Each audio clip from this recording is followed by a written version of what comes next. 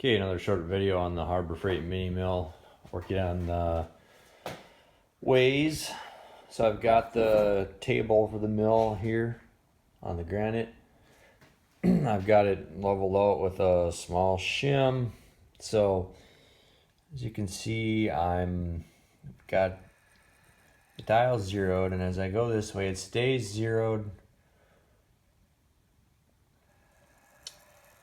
pretty much all the way to the end. So this is level on the granite.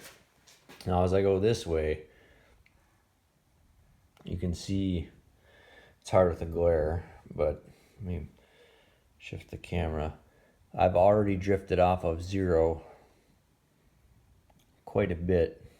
2 thousandths, 3.